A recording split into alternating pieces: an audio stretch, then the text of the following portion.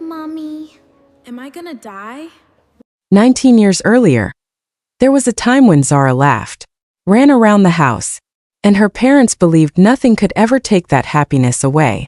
They were wrong. But this story didn't begin with Zara standing at that window. It began 19 years earlier, on the happiest day of her parents' lives. Chief Daniel Adeyemi was one of the wealthiest men in Lagos. People knew him everywhere. He owned businesses, luxury properties, hotels, transportation companies. His wife, Kemi, was known for her kindness and charity work. Together, they had everything money could buy, except one thing: a child. For years they prayed. For years they visited hospitals. For years they waited. Then finally, after nearly 8 years of marriage, Kemi became pregnant. The entire family celebrated. When baby Zara was born, it felt like a miracle. Daniel cried the first time he held her. Kemi couldn't stop smiling.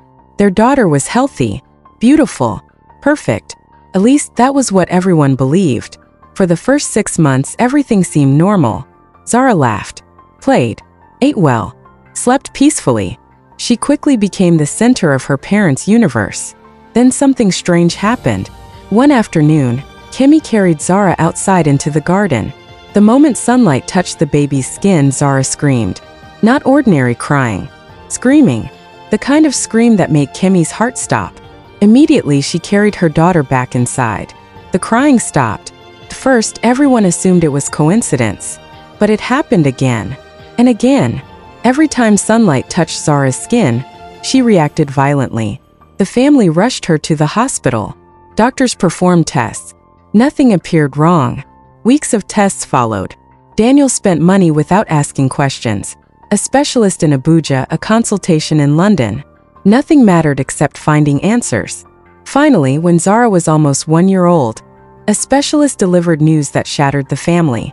Zara suffered from an extremely rare genetic condition, so uncommon that many doctors had never seen a case before. Direct exposure to sunlight could cause severe damage to her body. The condition could worsen with age. There was no guaranteed cure. Management was possible. Treatment was possible. Hope existed. But a cure? Nobody could promise one.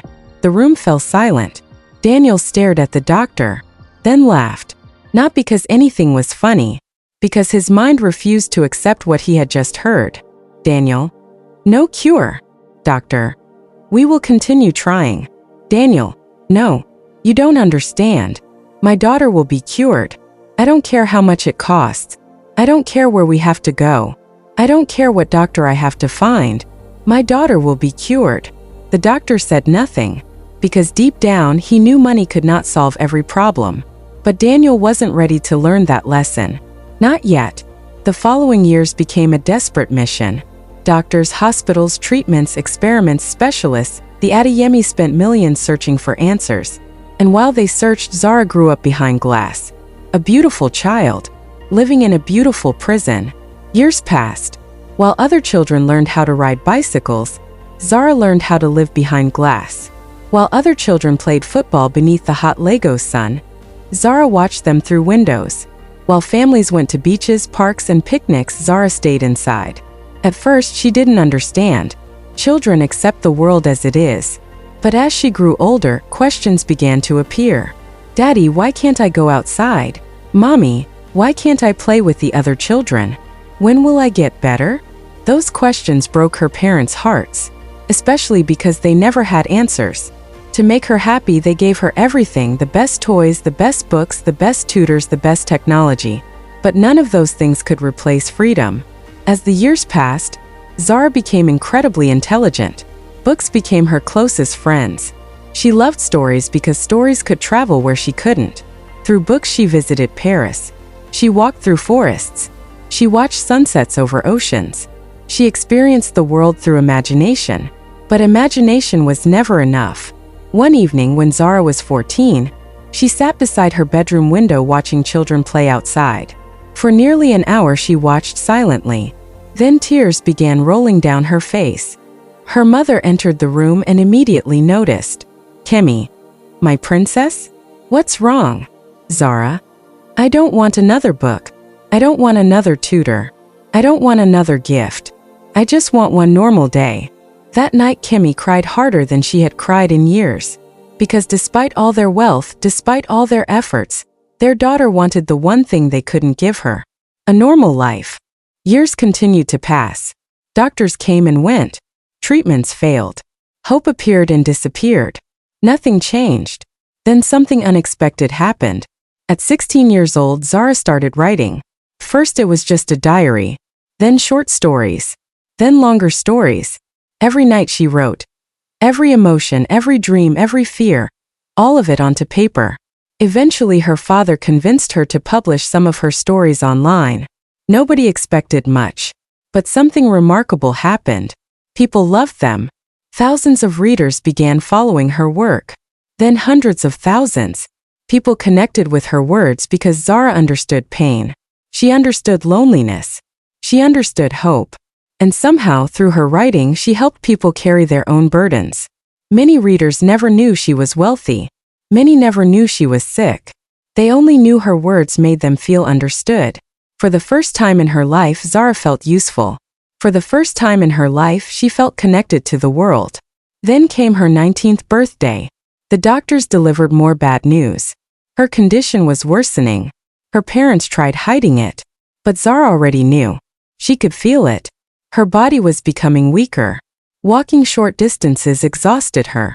Time was running out. One evening she sat beside her bedroom window watching the sunset.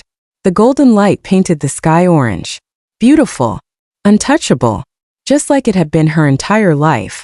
Then she whispered something. Not to her parents. Not to the doctors. To herself. I want to feel it. The thought stayed in her mind for weeks. Then months. Every morning she watched the sun rise.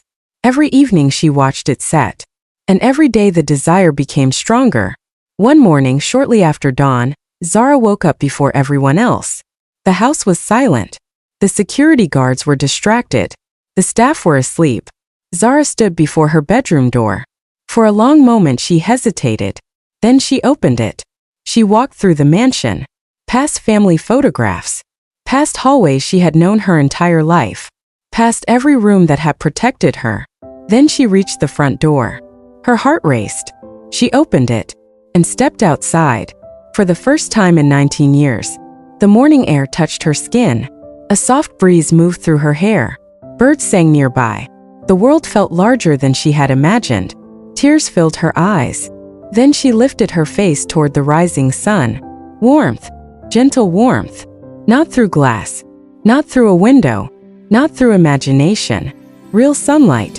For a few precious moments, Zara simply stood there smiling. The happiest smile anyone had ever seen on her face. She laughed, then cried, then laughed again. Because after 19 years she finally knew. This was what sunlight felt like. When her mother found her, Zara was sitting quietly in the garden, smiling, the brightest smile of her life. The damage had already begun. Her condition deteriorated rapidly afterward. Doctors fought desperately to save her. Her father spent millions once again. But this time everyone knew the truth. There was nothing left to do.